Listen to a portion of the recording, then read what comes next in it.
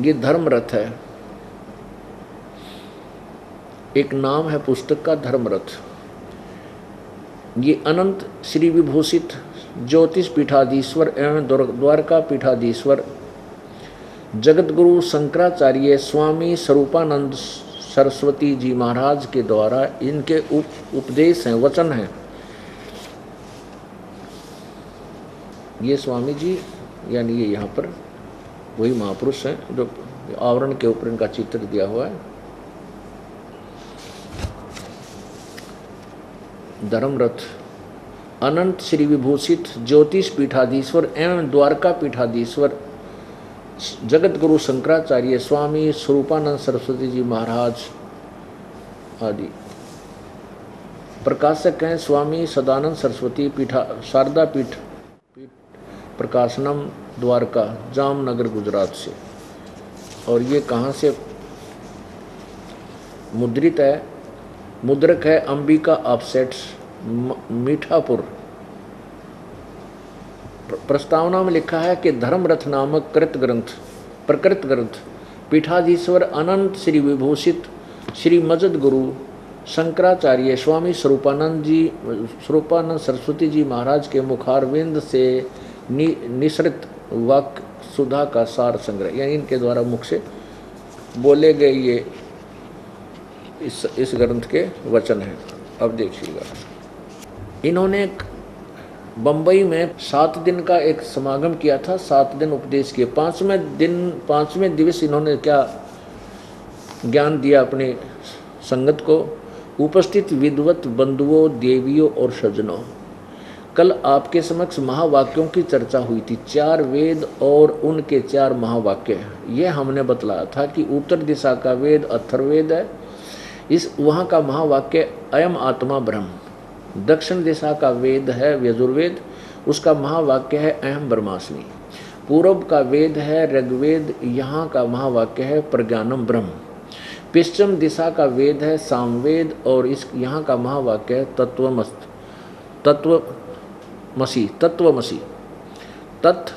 असि। इन महावाक्यों का तात्पर्य है कि जीव और ब्रह्म का अभेद है, जीव और ब्रह्म में कोई अंतर नहीं है। यह महावाक्य द्वारा संबोधित होता है। कहीं ईश्वर को पहले रख दिया, जीव के साथ उसी की एकता बतलाई गई है। अब जैसे तत्वमसि मैं तत् पदार्थ ईश्वर के पहले है और तोम पदार्थ जीव बाद में है, यानी तत्व माने परमात्मा का है, तोम माने जीव, तत्वमसि। और किंतु ब्रह्म अहम ब्रह्मास्मि में अहम पद वाचार्थ जीव है और जीव को पहले रखा और ब्रह्म को पीछे। इसकी यहाँ देखो, प्रज्ञानम ब्रह्म में भी यही स्थिति है। प्रज्ञान का अर्थ जीव है, प्रज्ञानम का अर्थ जीव है और ब्रह्म वह ब्रह्म है, यानी यहाँ जीव पहले। इसको व्यतिहार निर्देश भी कह सकते। ब्रह्म जीव है, जीव ब्रह्म है, यह इसका अभिप्राय है। तो क्या बात क्या है? इसकी आवश्यकता क्यों पड़ी? इस महावाक्य को क्यों हम समझें, क्यों इसके अर्थ पर विचार करें? तो यह समझ लेना चाहिए कि जीव की समस्या का हल ब्रह्म के बोध से जुड़ा है। और गोस्वामी तुलसीदास जी विनय पत्रिका में कहते हैं, ये इसके हम 62 पृष्ठ को पढ़ रहे हैं, 62 पृष्ठ से अब 63 पर आ गए हैं। तुलसीदास जी ने रामायण में लिखा है, जब ते जीव हर से बिगलानो, जब से जीव हरि ते भगवान से दूर हुआ है, तब से देह गेह निज मानो, तब से इसने अपने देह को और घर को अपना मान लिया। सो मायावश ते ही विसारो, ते ही ब्रह्म ते नाना दुख पाए। स्वामी जी अनुवाद कर रहे हैं, श्री शंकराचार्य जी स्वरूपानंद सरस्वती जी। जब से यह जीव भगवान से विमुख हुआ है, देह गेह को अपना कहने लगा है, माया के वश होकर अपने वास्तविक स्वरूप को भूल गया है। नीचे आइए। परमेश्वर से मिलाने वाले हैं हमारे महावाक्य, परमात्मा से मिलाएंगे हमारे महावाक्य। ये हमें परमेश्वर का बोध कराते हैं। यह बात समझ लेनी चाहिए कि परमात्मा की प्राप्ति अप्राप्ति की प्राप्ति नहीं, एक तो वस्तु किसी देश में हो, भिन्न काल में हमसे भिन्न हो, तो हम उसे प्राप्त करने के लिए प्रयत्न करते हैं, और जब हमें प्राप्त हो जाती है तो कहते हैं पहले ही प्राप्त थी, अब प्राप्त हुई। किंतु परमात्मा के संबंध में यह बात नहीं है। परमात्मा तो जीव को प्राप्त ही है। उस नित्य प्राप्त परमात्मा में अप्राप्ति का भ्रम हो गया है। जैसे किसी के गले में माला पड़ी है और वह किसी कारण से ये भूल जाए और माला खोजने लग जाए, मेरी माला कहाँ है, बहुत व्याकुल हो जाए, तो कोई बतला दे माला तो आपके गले में है, तो वह अपने गले में माला देखकर कहेगा हाँ मिल गई। तो वह अप्राप्त कहाँ थी, अनमिली कहाँ थी, पहले से मिली हुई थी। कोई माला मिली, उसके न मिलने का जो भ्रम था वह दूर हो गया। इसी प्रकार परमात्मा हमसे मिला हुआ है, केवल उस परमात्मा को न जानने के कारण हमारी परेशानी है। जब सबके हृदय में परमात्मा है, वो परमात्मा सबको प्राप्त है। गोस्वामी तुलसीदास जी कहते हैं आद्यात्म नीचे। अब हम इसको 76 पृष्ठ पर आते हैं। 76 पर अब यह देखिए कि बहुत से लोग आत्मा का साक्षात्कार करने के लिए बैठ गए। हम आत्मा का साक्षात्कार ब्रह्म का ध्यान कर रहे हैं। यदि हम ब्रह्म को जानने की कोशिश करेंगे तो ब्रह्म की जगह कोई कल्पित वस्तु ही मस्तिष्क में आएगी, क्योंकि ब्रह्म तो आपके मस्तिष्क का विषय है ही नहीं, मन और वाणी का विषय है ही नहीं, तो आएगा कैसे? और जो भी आएगा सीमित आएगा, परछिन्न आएगा, परिचिन्न। बहुत से लोग ऐसे हैं जो ध्यान की विधि बतलाते हैं और कहते हैं कि हम तुमको ब्रह्म दर्शन करा देंगे, और जो हो भी सकता है प्रकाश जैसे दर्शन। एक हमारे यहाँ सन्मुखी मुद्रा है, उस सन्मुखी मुद्रा लगा दी जाए तो प्रकृति में प्रकाश दिखाई पड़ता है। कुछ लोग समझते हैं कि यही ब्रह्म है और वे कहते हैं कि हमने ब्रह्म का दर्शन कर लिया, लेकिन ब्रह्म का दर्शन आपने कर लिया तो वह ब्रह्म रह कहाँ गया? यह दृश्य और अदृश्य, यह दृश्य है और दृश्य होने के कारण वह वास्तविक ब्रह्म नहीं है। अब देखो, विचार करो, स्वामी जी क्या कह रहे हैं, हमारे शंकराचार्य जी कि कुछ आत्म साक्षात्कार के लिए समाधिस्थ होते हैं और वो कहते हैं हमने प्रकाश देख लिया, और वो प्रकाश ब्रह्म नहीं है, और तुमने देख लिया तो ब्रह्म है नहीं, क्योंकि ब्रह्म दिखाई दे ही नहीं सकता। तुमने देखा है तो वास्तविक ब्रह्म नहीं है। कहने का भाव इनका आखिर में देखिए क्या रिजल्ट निकालते हैं। यह दृश्य है और यह दृश्य है जो तुमने देखा प्रकाशित, और दृश्य होने के कारण वह वास्तविक ब्रह्म नहीं है। जो ज्योतियों की ज्योति है, जितनी भी ज्योतियां हैं सबको प्रकाशित करने वाली ज्योति है, वह कभी किसी का गोचर नहीं बन सकती, कभी किसी का विषय नहीं बन सकती। जैसे ऐसी ज्योति है परमात्मा, तो उस परमात्मा का हम ध्यान करें। यदि हम उसको जानने का प्रयत्न करेंगे तो हम उसका कल्पित रूप खड़ा कर देंगे। इसलिए जानने का प्रयत्न छोड़कर ब्रह्म तो आप ही हैं, ये रिजल्ट दे दिया कि ब्रह्म तो आप ही हैं, यानी जीव ही ब्रह्म है। इसी पुस्तक देखिएगा धर्मरथ के पृष्ठ नंबर 52-53 से क्लियर हो जाएगा। ये 52 हम शरीर को जान रहे हैं, तो इसका अर्थ यह हुआ कि शरीर हमसे पृथक है, यानी अब विश्लेषण करते हैं। इसी प्रकार प्राण को हम जानते हैं, शरीर को संचालित करने वाली शक्ति है श्वास, यानी प्राण को, इस श्वास को, यह प्राण है। प्राण भी हमसे पृथक है, यानी अब ये जीव और ब्रह्म को एक सिद्ध करने के लिए, ये जीव और ब्रह्म को एक सिद्ध करने का अब फार्मूला बता रहे हैं कि जीव और परमात्मा कैसे एक है। देखो, हम शरीर को जान रहे हैं, तो यह इसका अर्थ यह हुआ कि शरीर हमसे पृथक है, हम शरीर नहीं है, यानी जीव शरीर नहीं है। इसी प्रकार प्राण को हम जानते हैं, शरीर को संचालित करने वाली शक्ति जो है, यह प्राण है। प्राण भी हमसे पृथक है। यह जीव से शरीर भी अलग और श्वास भी अलग। मन को जानते हैं, मन भी पृथक है जीव से। महात्मा लोग बतलाते हैं कि समाधि की विधि, जैसे समाधि लगाई जाए, कैसे आत्म दर्शन किया जाए, तो यह बताते हैं कि पहले स्थिर आसन से बैठ जाए। शांतिपूर्वक थोड़ी देर स्थिर बैठे रहने पर अपने आप अपने को शरीर मालूम पड़ने लगेगा। मन से शरीर है और शरीर जिसमें हमारा देह बन जाएगा, समझ लेना कि हम शरीर से अलग हो गए। फिर मन में ये आएगा कि इस शरीर को चलाने वाला, हाथ पैर उठाने वाला, रखने वाला मैं हूँ, तो हम प्राण में चले गए।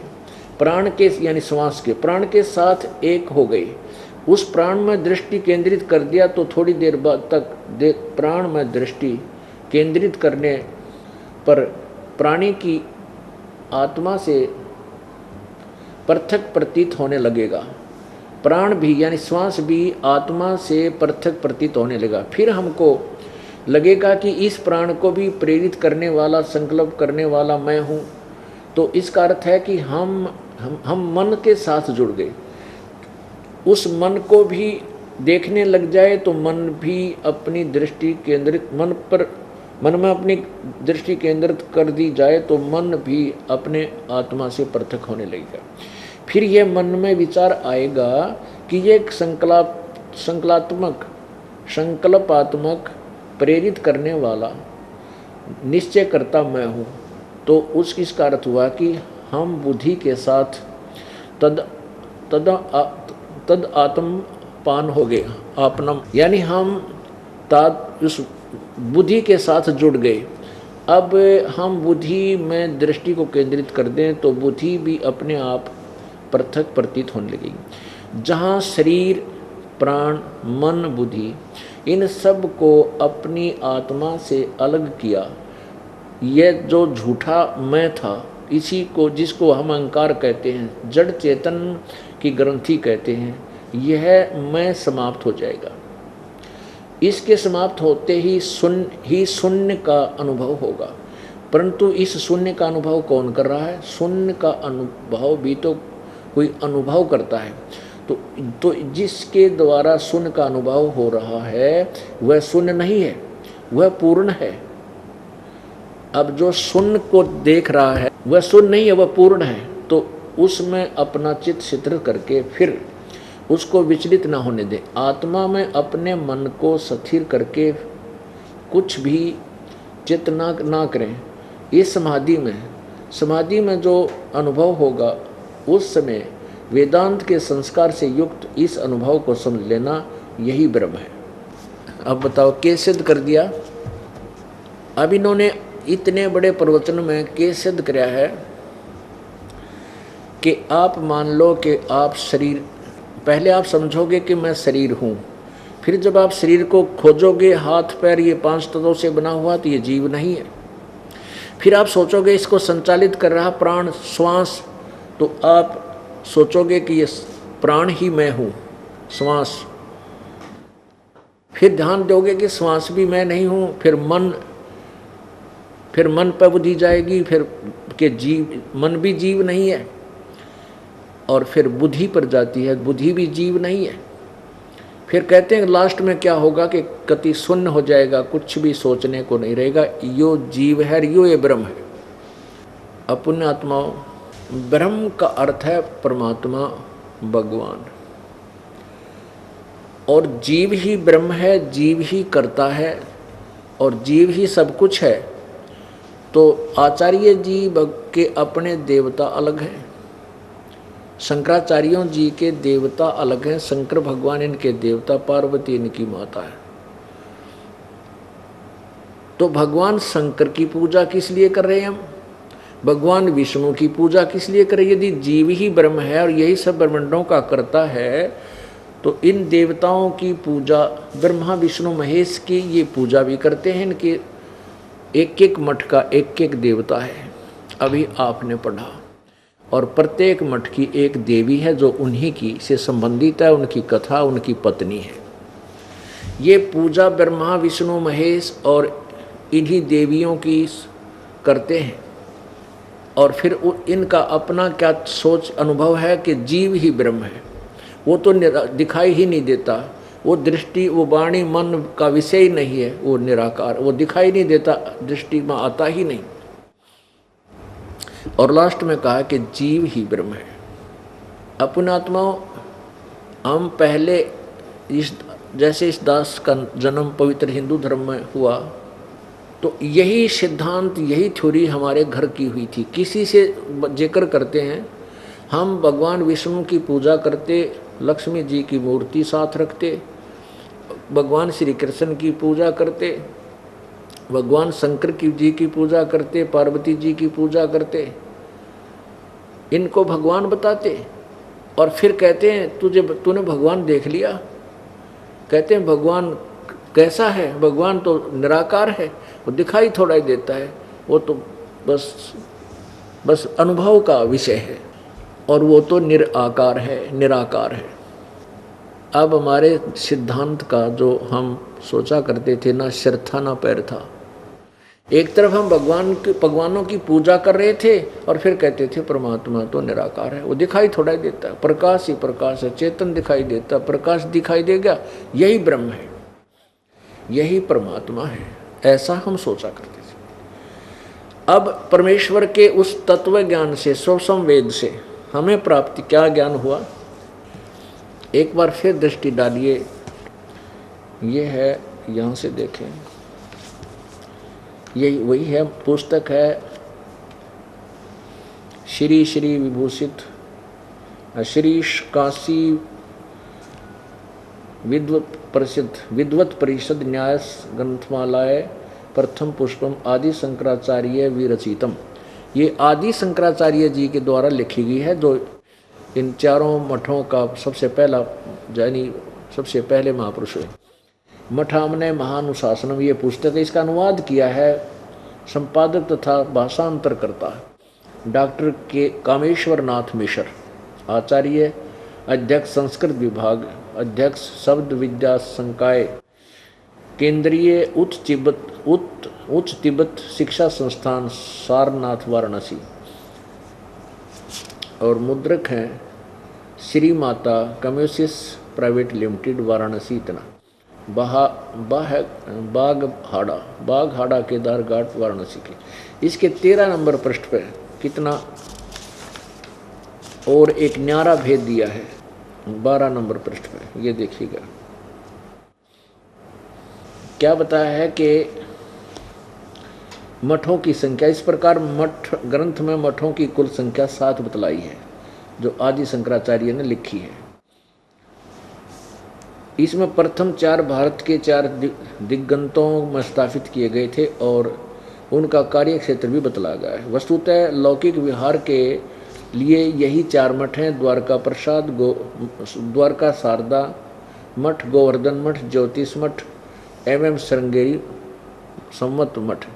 ये 4 तो हैं। शेष 3 मठ जो आदि शंकराचार्य ने अपने ग्रंथ में लिखे, वो कौन से हैं?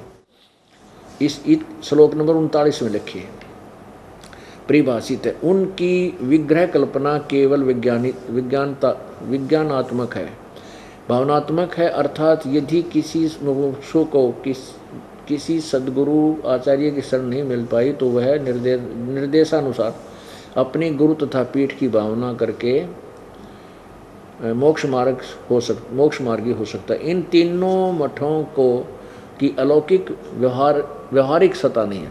लौकिक सत्ता न होने के कारण सुमेरु, स्वात्मा एवं निष्कल आमनाओं के आचार्य, योगपट और ब्रह्मचारियों के नामों की निरुक्तियां नहीं है। आगे देखो, अब इनके पूर्व 4 मठों की स्थिति अक्षेत्र तो भूतल पर बताए गए हैं, जो भारत के 4 भागों में अवस्थित हैं। ऊर्ध्व दिशा तो ऊपर है, ऊर्ध्व दशा तो ऊपर है। आकाश में, स्वर्ग तथा अन्य लोकों में यह मठ नहीं हो सकता। गंधर्व नगर अथवा आकाश महल की भांति यदि हो भी सकता है तो केवल भावना लोक में, भूलोक में नहीं। इस प्रकार 4 मठों के ऋग्वेद, यजुर्वेद आदि 4 वेद बतलाए गए हैं। और उर्द आमन्य सुमेरु पीठ के लिए निर्धारित वेद सूक्ष्म वेद श्लोक नंबर 42 में कहा गया है। चारों वेदों के अतिरिक्त इस नाम का कोई वेद सनातनी जगत में नहीं है। अब पुण्यात्माओं एक विचार करो, आदि शंकराचार्य जो इस शंकर मत के जो प्रवर्तक हैं, उन्होंने ग्रंथ लिखा है और उन्होंने लिखा है कि 7 मठ हैं, तीन मठ, 4 मठ तो ये आपको बताई दिए और 3 ऊपर बताए हैं ऊपर के लोक में, और इन चारों के वेद भी बता दिए। और उन तीनों के जो वेद है वो सूक्ष्म वेद है। सूक्ष्म आपने देखा, फिर देख लो। इस प्रकार ये 12 पृष्ठ पे, इस प्रकार चारों मठों के ऋग्वेद यजुर्वेद आदि, ये 4 वेद तो बतलाए गए, अथर्ववेद और वो ऋग्वेद आदि।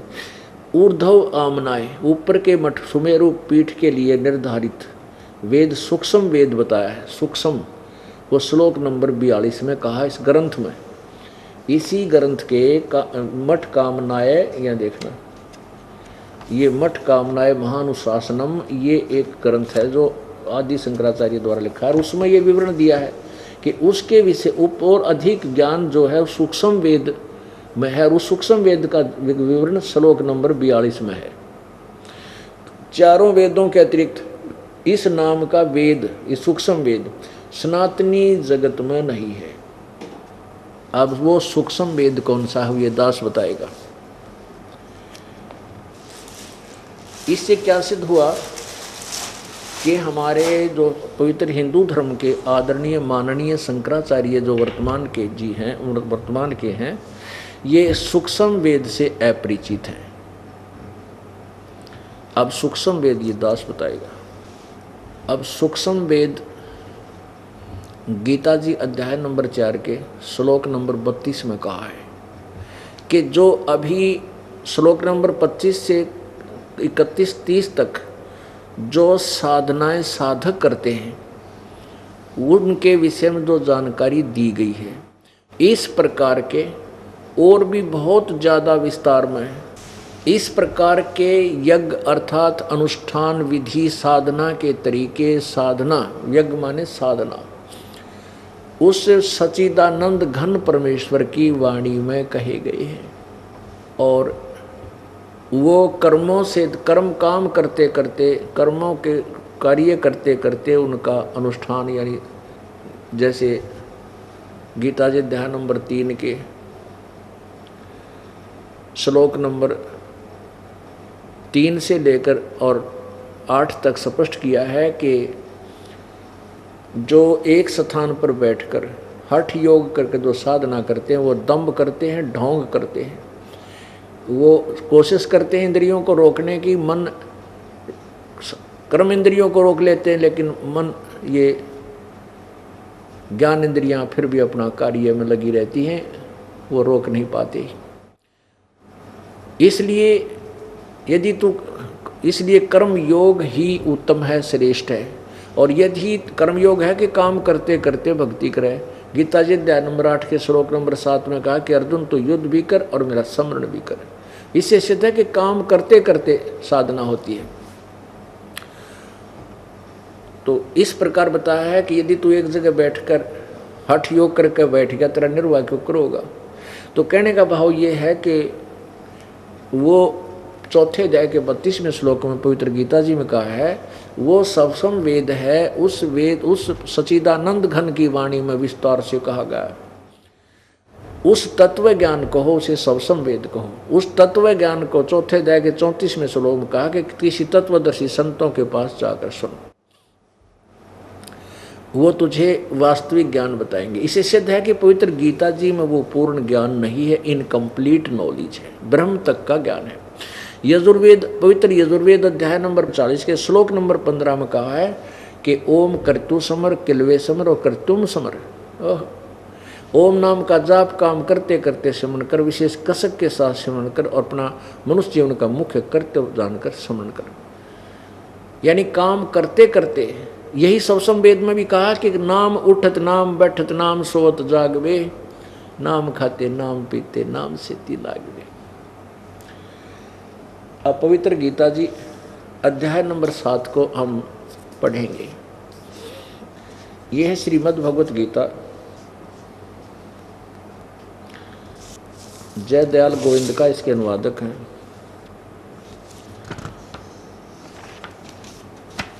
अध्याय नंबर 7 और श्लोक नंबर प्रथम से हम प्रारंभ करते हैं। 1 से प्रारंभ करते हैं। अध्याय नंबर 7 अध्याय। इसमें क्या लिखा है? प्रथम में कि हे पार्थ, अनन्य प्रेम से मुझ में आसक्तित तथा अनन्य भाव से मेरे परायण होकर योग में लगा हुआ जिस प्रकार से संपूर्ण विभूति में बल गुण युक्त से सबके आत्म रूप मुझको संशय रहित जानेगा, उसको सुन। तू जैसे जो मुझे समझेगा ना, वो ज्ञान तुझे बता दूंगा कि संशय रहित समझेगा। इस जो 7वें अध्याय में, अब 7वें अध्याय में जो ज्ञान मैं तुझे दूंगा, इससे तू निरसंशय होकर मुझे जान जाएगा मैं के हूँ, यानी क्या क्या व्यवस्था मेरी। अब दूसरे में बताया है अध्याय नंबर 7 के श्लोक नंबर 2 में, मैं तेरे लिए इस विज्ञान सहित तत्व ज्ञान को संपूर्णतः कहूँगा। ज्ञानम है ये, तत्व ज्ञान नहीं है। इस ज्ञान को मैं संपूर्णतः कहूँगा, जिसको जानकर संसार में फिर और कुछ भी जानने योग्य शेष नहीं रह जाता। कहते हैं ईब 7वें अध्याय में तुझे ऐसा ज्ञान बता दूंगा कि फिर जानन की इतना और कुछ आवश्यकता ही नहीं रहेगी। कमाल कर दिया इस ज्ञान में। अब देखो तीसरे में क्या कहा है, हजारों मनुष्यों में कोई एक मेरी प्राप्ति के लिए यत्न करता है। यत्न करने वाले योगियों में भी कोई एक मेरे प्राण मुझको तत्व से जानता है। तत्व से यथार्थ रूप से जानता है, यानी मेरी भक्ति तो करते हैं, पर मुझे उन योगियों में, तत्व ज्ञानियों में मुझे कोई एक ही तत्व से जानता है कि मैं के हूँ, मैं कितनी स्थिति का हूँ, कितनी अक्षमता है मेरी। अब चौथे में कहा है, 5वें में, चौथे और 5वें में, पृथ्वी जल अग्नि वायु आकाश मन बुद्धि और अहंकार भी इस प्रकार ये 8 प्रकार से विभाजित मेरी प्रकृति है। ये 8 प्रकार से भेद वाली तो अपरा मेरी जड़ प्रकृति है। और महाभाव, इससे दूसरी जिससे यह संपूर्ण जगत धारण किया जाता है, मेरी जीव भूता जीव रूपा परा अर्थात चेतन प्रकृति जान। अब छठे में कहा कि ऐसा समझ कि संपूर्ण भूत जितने प्राणी हैं इन दोनों प्रकृतियों से ही उत्पन्न होने वाले हैं, और मैं संपूर्ण जगत का प्रभाव तथा प्रलय का अर्थात संपूर्ण जगत का मूल कारण हूँ, प्रभाव और प्रलय का कारण हूँ। अच्छा, इससे हमने एक तो ये सिद्ध हो गया कि प्रकृति 2 हैं। एक तो ये 8 प्रकार की बता दी न्यारी, जल पृथ्वी आकाश अग्नि वायु मन बुद्धि अहंकार आदि से ये 8 प्रकार बन गई। और एक दूसरी और प्रकृति है जो दुर्गा है, 2 प्रकृति होगी। अब आगे हम चलते हैं। अब हम 12वें श्लोक को पढ़ते हैं 7वें अध्याय के, अध्याय नंबर 7 और श्लोक नंबर 12 से। अब गीता ज्ञान दाता क्या कह रहा है, और भी जो सतगुण से उत्पन्न होने वाले भाव हैं और जो रजगुण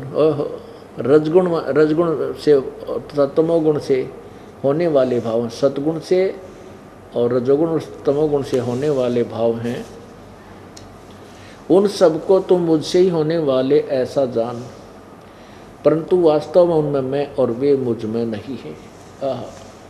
अब यहाँ हमने एक विशेष निर्णय लेना होगा कि ये गुण क्या है, रजगुण कौन है, सतगुण कौन है और तमगुण कौन है। ये गीता ज्ञान दाता कौन है, ये महाशिव है, सदा शिव है, ये काल है, ज्योति निरंजन है, ब्रह्म है। इसको 1 लाख मानव श्रीधारी प्राणी खाने का श्राप लगा हुआ है। इसलिए इसने अपने तीनों पुत्रों को एक एक गुण युक्त कर रखा। रजगुण ब्रह्मा को रजगुण युक्त, विष्णु जी को सतगुण युक्त और शिव जी को तमगुण युक्त। रजगुण ब्रह्मा है, सतगुण विष्णु है, तमगुण शिव जी। क्योंकि गीता जी चारों वेदों का सारांश है और ये कोड वर्डों में है, सांकेतिक शब्द इसमें ज़्यादा है, तो इसको तत्वदर्शी संत ही बताएगा। अब सबसे पहले हम श्री शिव पुराण से देखते हैं। गीता प्रेस गोरखपुर से प्रकाशित है श्री शिव पुराण, संपादक हनुमान प्रसाद पोदार, प्रकाशक में मुद्रक हैं गीता प्रेस गोरखपुर, गोविंद भवन कार्यालय कोलकाता का संस्थान। हम इसके 110 पृष्ठ पर देखते हैं। ये पूरा विवरण देकर के रुद्र संहिता का अध्याय नंबर 10, अध्याय नंबर 9 में प्रश्न नंबर 110 पर ये अध्याय 9 यहाँ समाप्त हो जाता है। इस प्रकार ब्रह्मा, विष्णु और रुद्र इन तीन देवताओं में गुण हैं, परंतु शिव गुणातीत माने गए हैं। इस प्रकार ब्रह्मा रजगुण है, विष्णु सतगुण है और रुद्र यानी शिव ये शंकर महेश तम गुण है। इन तीन देवताओं में गुण है, परंतु शिव, ये शिव कौन है? ये काल है, ज्योति निरंजन ब्रह्म है जो गीता बोल रहा है, परंतु शिव गुणातीत माने गए। अब आइए 86 पृष्ठ पे,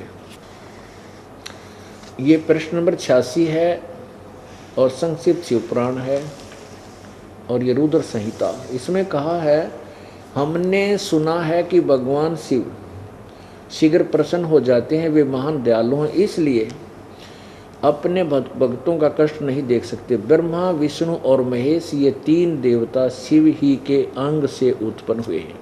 अपने आत्मा इसे सिद्ध हो जाए कि हमारे जो पूर्व के गुरुदेव थे वो हमारे सदग्रंथों से भी परिचित नहीं थे। इससे क्या सिद्ध होगा कि रजगुण ब्रह्मा है, सतगुण विष्णु, तमगुण शिव जी। ये देखिएगा, ये है रुद्र संहिता द्वितीय सती खंड पृष्ठ 137 पर। यहाँ ये नीचे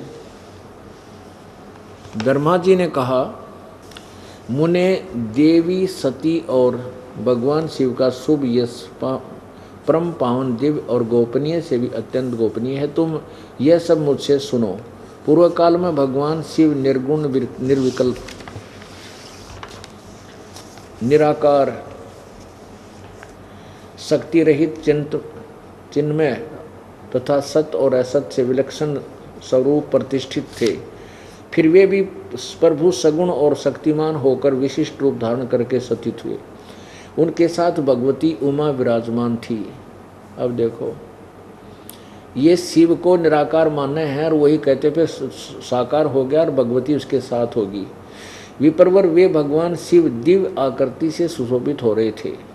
उनके मन में कोई विकार नहीं था। वे अपने परात्पर स्वरूप में प्रतिष्ठित थे। मुनि श्रेष्ठ, उनके बाएं अंग से भगवान विष्णु, दाएं अंग से ब्रह्मा और मध्य अंग अर्थात हृदय से रुद्र प्रकट हुए।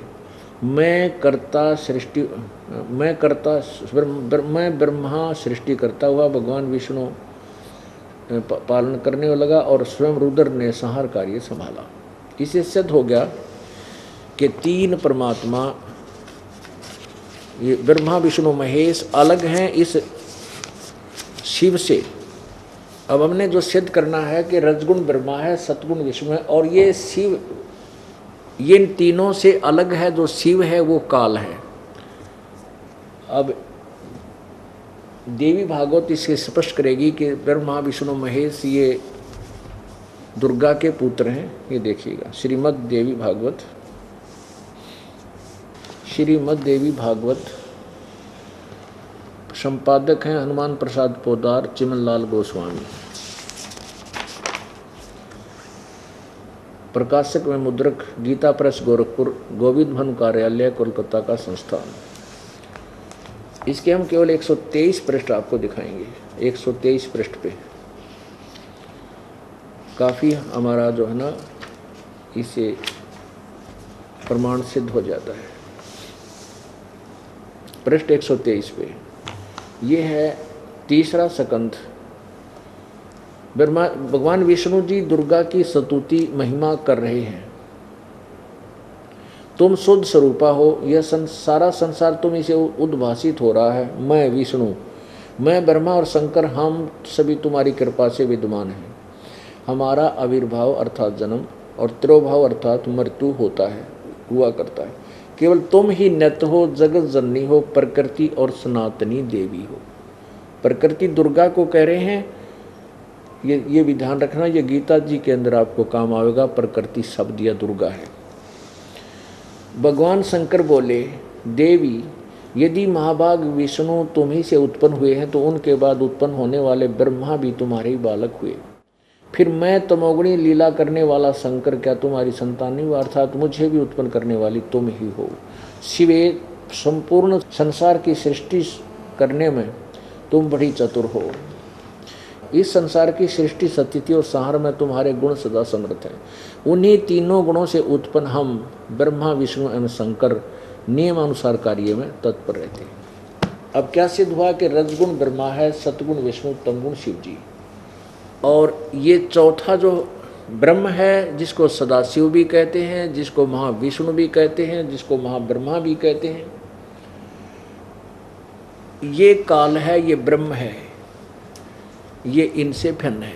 और रजगुण ब्रह्मा है, सतगुण विष्णु, तमगुण शिव जी। जो ये चौथा है, यही श्री कृष्ण में प्रवेश करके ये ब्रह्म, ये सदाशिव कहो, इसे महाशिव कहो, महाविष्णु कहो, ये जो चौथा है ये ब्रह्म है, ज्योति निरंजन है, ये काल है। गीता जी अध्याय नंबर 11 के श्लोक नंबर 32 में कहता है कि मैं काल हूँ अर्जुन। ये गीता बोल रहा है, श्री कृष्ण गीता नहीं बोल रहे। गीता श्री कृष्ण जी में प्रवेश करके भूत की तरह ये जो ब्रह्मा विष्णु से भिन्न जो है वो बोल रहा है। अब देखिए, रजगुण ब्रह्मा है, सतगुण विष्णु, तमगुण शिव जी, विशेष और वर्णन ये देखिएगा। श्रीमद् देवी भागवत हिंदी टीका सहित प्रथम भाग। ये अथ देवी भागवतम भाषा सभाष टीकम स महात्म, खेमरा श्री कृष्ण दास प्रकाशन, बम्बई 4। इसके तीसरे स्कंद पर हम आते हैं। अथ श्रीमद् देवी भागवते भाषा टीका युक्त तृतीय स्कंध प्रारंभते। अब इसके यहाँ हम प्रश्न नंबर 11 पर हम देखेंगे। ये प्रश्न नंबर 11 है और अध्याय 5 में, अध्याय 5 का श्लोक नंबर 8 हम पढ़ेंगे हिंदी में। ये 7वां समाप्त हुआ, 8वां प्रारंभ हुआ। हे माता, शंकर भगवान बोल रहे हैं, हे माता, यदि हमारे ऊपर सदा आप दयायुक्त हो तो हमको तमोगुण में किस प्रकार प्रदान किया है? ब्रह्मा रजोगुण और हरि सतगुण। स्पष्ट हो गया कि मैं तो तमोगुण क्यों बना दिया, ब्रह्मा रजोगुण और हरि यानी विष्णु सतगुण। अब यहाँ संस्कार देखेंगे। 7वां श्लोक समाप्त होता, 8वां प्रारंभ होता। यदि दया धर्मना न सदाम्बिके कथम अहम विहित है। शंकर भगवान कहते हैं, मैं कैसे बना दिया तमोगुण, मैं तमोगुण क्यों बना दिया? कमल जय, कमल से उत्पन्न होने वाले ब्रह्मा जी को रजोगुण क्यों बना दिया? संभव विहित सुविहित किमु सतोगुण हरि, और किस प्रकार आपने विष्णु को सतोगुण बना दिया? इति सिद्धम रजगुण ब्रह्मा है, सतगुण विष्णु, तमगुण शिव जी। अब ये सिद्ध क्लियर हो गया कंसेप्ट, रजगुण ब्रह्मा है, सतगुण विष्णु है, तमगुण शिव जी। अब हम पढ़ेंगे पवित्र श्रीमद् भगवत गीता जी। अब जिन देवताओं की हमारे आदरणीय माननीय शंकराचार्य जी पूजा करते हैं, उनकी पूजा के करने वालों को गीता जी क्या बता रही है? ये दास नहीं बोल रहा, पवित्र गीता जी हमारे सदग्रंथ बता रहे हैं, जो हमारा विधान है प्रभु का, और वो हमें मान्य होगा और मानना चाहिए। ये दास अभिमान नहीं कर रहा कि मैंने कोई नई खोज यानी मैंने कोई नई देन कर दे दी समाज को। ये तो सदग्रंथों में विद्यमान थी। दास के ऊपर कृपा की परमात्मा ने मेरी आँख बना दी, मेरी आँखों का, अज्ञान रूपी आँखों का ऑपरेशन करके वो मोतिया बंद समाप्त कर दिया। अब मुझे स्पष्ट दिखाई देने लग गया। और अब ये दास आप सभी के उस अज्ञान रूपी आँखों का मोतियाबंद का ऑपरेशन इस सतलोक आश्रम में करता हूँ। मैं डॉक्टर बना दिया भगवान ने, इसलिए आपको बार बार बुलाया जाता है और साथ में सीडी आदि बनाकर के साथ आपको दी जाती हैं, पुस्तकें बनाई गई हैं ताकि आप भी इनको दोबारा बार बार पढ़ो, ताकि आपका अज्ञान का मोतियाबंद समाप्त हो और सारे समाज का ये मोतियाबंद समाप्त करने की दास की इच्छा है, प्रभु पूरी करेगा। अब देखिएगा वही अध्याय नंबर 7 पर हम आ जाते हैं, श्रीमद् भगवत गीता जी अध्याय नंबर 7। अब श्लोक नंबर हम 12 से फिर प्रारंभ करेंगे। और भी जो सतगुण से उत्पन्न होने वाले भाव हैं, जो रजगुण से और तमगुण से होने वाले भाव हैं, उन सबको मुझसे ही होने वाले ऐसा जान, परंतु वास्तव में इनमें मैं और वे मुझ में नहीं है। अभी आपने श्री शिव पुराण में 9वें अध्याय में 110 पृष्ठ पर देखा कि इस प्रकार तीनों देवताओं में गुण हैं, रजगुण ब्रह्मा, सतगुण विष्णु, तमगुण शिव जी रुद्र। और वो शिव इनसे अलग है, वो गुणातीत माना गया है, वो इनसे भिन्न है। यही गीता बोलते समय वो स्वयं कह रहा है, वो चौथा जो भगवान है तीनों से न्यारा, कि ये तीनों गुणों से जो कुछ भी हो रहा है, रजगुण ब्रह्मा से उत्पत्ति और सतगुण विष्णु से सतीथि, तमगुण शिव जी से संहार, इसका मुख्य कारण मैं ही हूँ। इनका कहते हैं ये मुझसे ही होने वाला जान, क्योंकि इस काल को, इस सदाशिव को 1 लाख मानव शरीरधारी प्राणी खाने का श्राप लगा हुआ है। इसलिए इसने अपने तीनों पुत्रों को एक एक गुण युक्त कर दिया और ये कहता है कि मैं इनमें नहीं और ये मुझ में नहीं। आगे देखो, अब 13वें में क्या बताया है, 7वें अध्याय के 13वें श्लोक में, गुणों के कार्य रूप सात्विक, राजस और तामस, इन तीनों प्रकार के भावों से सारा संसार प्राणी समुदाय मोहित हो रहा है। इन गुणों से परे, इन तीनों गुणों से परे, ब्रह्मा विष्णु महेश से अलग जो भगवान शिव है, ये काल है, ब्रह्म है, मुझ अविनाशी को नहीं जानता। ये पूरा संसार, कहते हैं पूरा संसार ब्रह्मा विष्णु महेश तक ही ज्ञान रखता है, मेरे बारे में ये विशेष ज्ञान नहीं रखता, मुझसे परिचित नहीं है। इसलिए तो इसको निराकार निरूकुर कह करके अपना थ्योरी बंद कर दी। आगे देखना 14 में, अध्याय नंबर 7 पवित्र गीता जी श्लोक नंबर 14 में, क्योंकि यह अलौकिक अर्थात अति अद्भुत त्रिगुणमयी मेरी माया, यानी रजगुण ब्रह्मा, सतगुण विष्णु, तमगुण शिव जी के द्वारा फैलाया गया ये जाल, ये बड़ी दुस्तर है, खतरनाक है। परंतु जो पुरुष मुझको निरंतर भजते हैं, यानी मेरी पूजा करते हैं, वो इस माया का उल्लंघन कर जाते हैं, अर्थात ब्रह्मा विष्णु महेश से मिलने वाले लाभ से ऊपर उठ जाते हैं। इसका कहने का भाव ये है। आगे लिखा है, अब ये तीनों गुणों का जिक्र चल रहा है। 15वें में स्पष्ट कर दिया, इस माया के द्वारा रजगुण ब्रह्मा, सतगुण विष्णु, तमगुण शिव जी तक ही जिनकी बुद्धि सीमित है, इनसे आगे नहीं कोई साधना करना चाहते, माया के द्वारा इस ब्रह्मा विष्णु महेश के ऊपर इन्हीं की साधना में जो उलझे हुए हैं, जिनका ज्ञान हरा जा चुका है, वो असुर स्वभाव को धारण किए हुए मनुष्यों में नीच और दूषित कर्म करने वाले मूढ़ लोग, मूर्ख, मुझको नहीं भजते। अब पुण्यात्माओं, अब ये तीनों गुण रजगुण ब्रह्मा, सतगुण विष्णु, तमगुण शिव जी तक की पूजा करने वालों को, जिनकी बुद्धि इन्हीं तक सीमित है, जिनका ज्ञान इन्हीं तीनों देवताओं तक के द्वारा हरा जा चुका है, इनसे आगे किसी की पूजा नहीं करते, ना मानते, ना सुनते, कहते हैं वो असुर स्वभाव को धारण किए हुए, राक्षस स्वभाव को धारण किए, मनुष्यों में नीच दुष्कर्म करने वाले मूर्ख मेरी भक्ति भी ना करते। वो चौथा भगवान कहता है, वो ब्रह्म कहता है, वो ब्रह्म कह रहा है कि ये मेरी पूजा भी ना करते, इन्हीं की पूजा में लगे हैं तीनों देवताओं, रजगुण ब्रह्मा, सतगुण विष्णु, तमगुण शिव जी तक।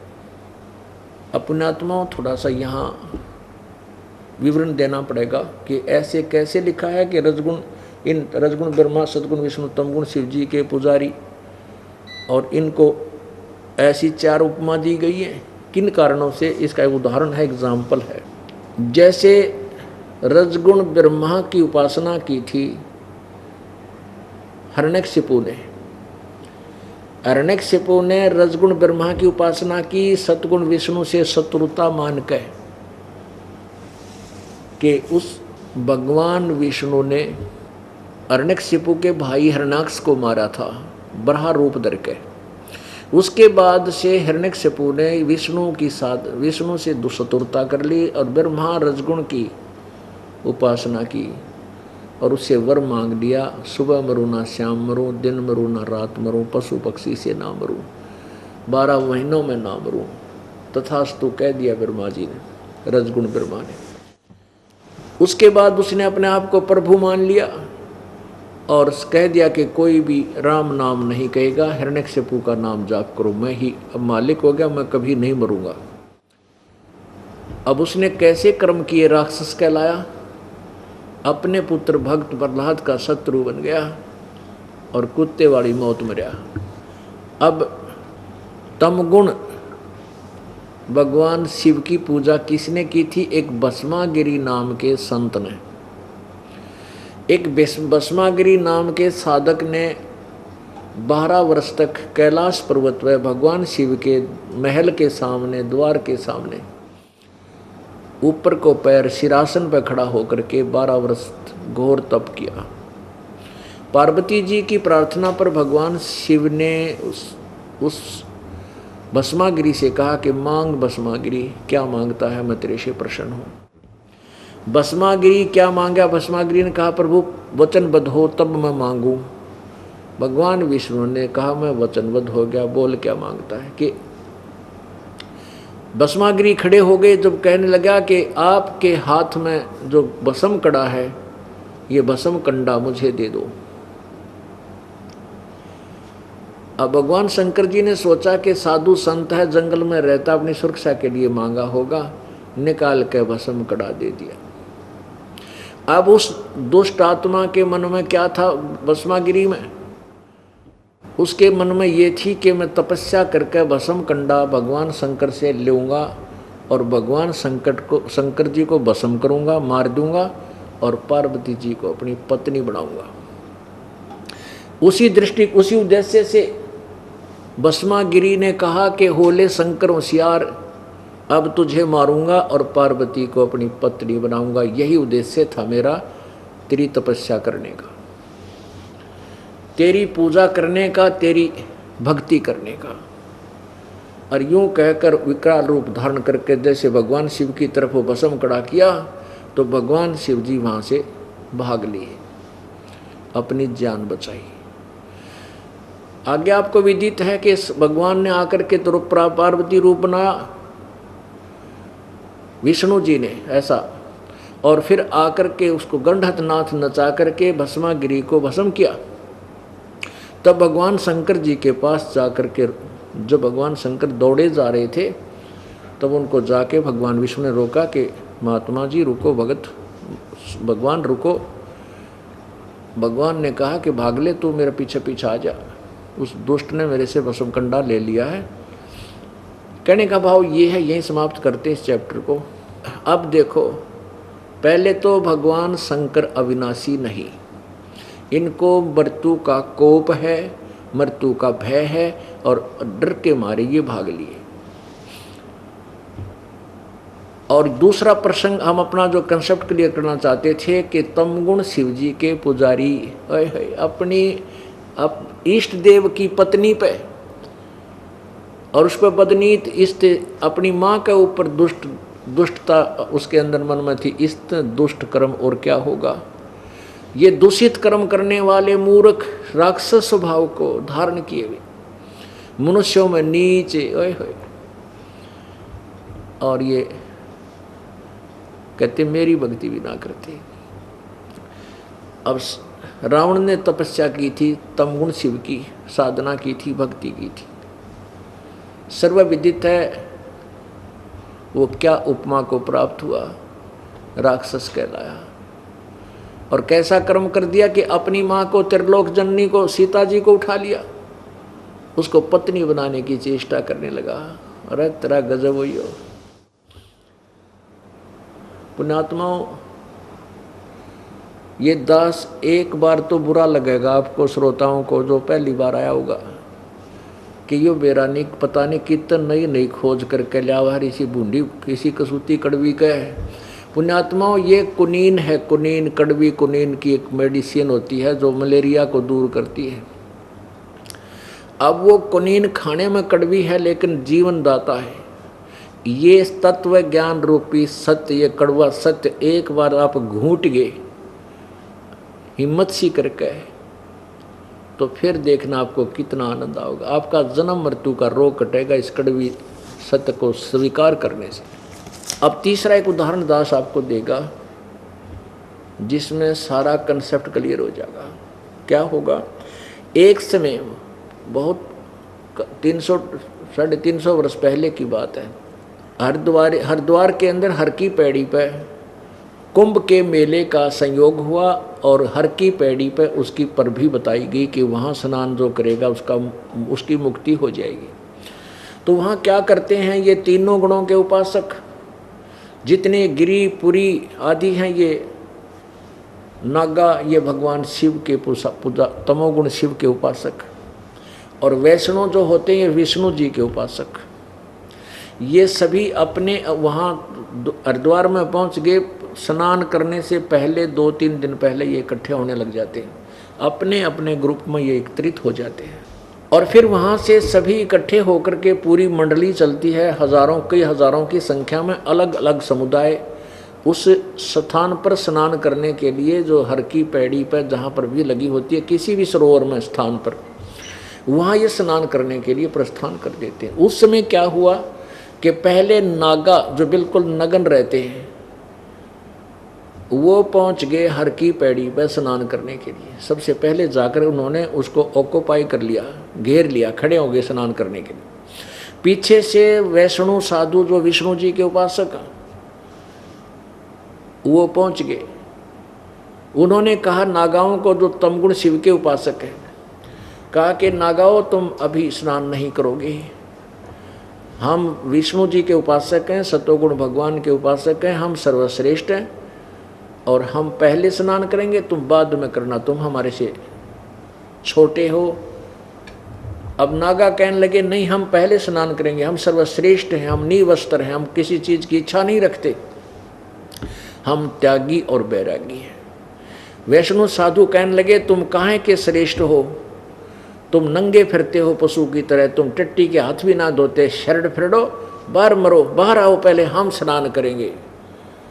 अब टांगली बाँ भाई किसके स्नान करें थे, वह गुट्टम गुट्टा मुक्कम मुक्का, किसी की चोटी किसी की जटा लट्टम, फिर तलवार निकाल ली, कटारी ने सीधे चक्कू गौंप दिए और तीर ठोके एक दूसरे के। ओए होए, महाभारत का दूसरा विकल्प, दूसरा प्रारूप हो गया। 25,000 ये तीनों गुणों के उपासक, त्रिगुण उपासक, रजगुण ब्रह्मा, सतगुण विष्णु, तमगुण शिव जी के उपासक वहां कट का मर गया, आपस में कत्लेआम कर दिया। ओ तेरा गजब। इसके विषय में उस सब सूक्ष्म वेद में कहा है, गीता जी अध्याय नंबर 4 के श्लोक नंबर 32 में जिस तत्व ज्ञान के विषय में कहा है। और जैसा कि अभी आपने ये आदि शंकराचार्य द्वारा लिखे गए मठ आमनाय महाअनुशासनम नामक ग्रंथ में, उसमें भी सूक्ष्म वेद का प्रमाण है, लेकिन वर्तमान के हमारे पवित्र हिंदू धर्म के गुरु लोग नहीं जानते उस सूक्ष्म वेद को। ये दास बताएगा जो परमेश्वर ने आकर बताया हुआ है। उसमें क्या लिखा है भाई, तीर तुपक तलवार कटारी जमदड़ जोर बधावे हैं, हर पैड़ी हर हेत न जाना वाजा तेग चलावे हैं, काटे शीस नहीं दिल करुणा ये जग में साध कहावे हैं, जो जन इनके दर्शन को जावे उनको भी नरक पठावे हैं। ओए होए, तीर तुपक तलवार से एक दूसरे काटे, कत्लेआम कर दिया, और कटारी छुरा होता है इतना लंबा पन्ना को कहते न ठोक दिया कि दूसरे। अरे तेरा गजब हो। तीर तुपक तलवार कटारी और दम धड़ जोर बधावे हैं, यानी डट कर लड़े हैं, और हर पैड़ी हर हेत ना जाना। अरे तेरा गजब हो।